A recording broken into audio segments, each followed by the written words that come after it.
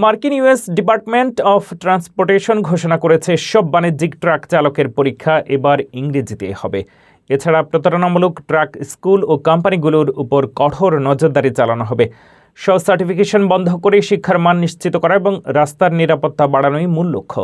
বিদেশি চালকদের ইংরেজি দক্ষতা পরীক্ষা করা হবে, যাতে চালকের যোগ্যতা নিশ্চিত থাকে। মার্কিন ডিপার্টমেন্ট অফ ট্রান্সপোর্টেশন শুক্রবার ঘোষণা করেছে সমস্ত বাণিজ্যিক ট্রাক চালক পরীক্ষা এখন থেকে শুধুমাত্র ইংরেজিতে অনুষ্ঠিত হবে। একই সঙ্গে ভুয়া ট্রাক চালক প্রশিক্ষণ স্কুল ও কোম্পানিগুলোর বিরুদ্ধে কঠোর ব্যবস্থা নেওয়া হবে। নতুন নিয়মের আওতায় বাণিজ্যিক ট্রাক চালক প্রশিক্ষণ স্কুলগুলোর জন্য স্বপ্রত্যয়ন প্রক্রিয়া বন্ধ করা হবে।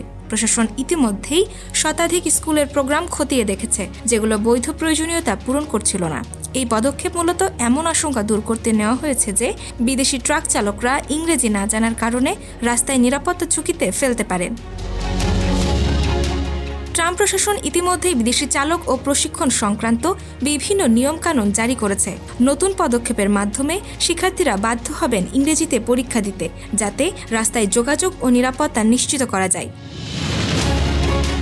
বিশেষজ্ঞরা বলছেন, এটি মার্কিন সড়ক নিরাপত্তা বাড়ানোর পাশাপাশি ট্রাকিং শিল্পের প্রশিক্ষণ মান উন্নয়নের দিকে একটি বড় পদক্ষেপ।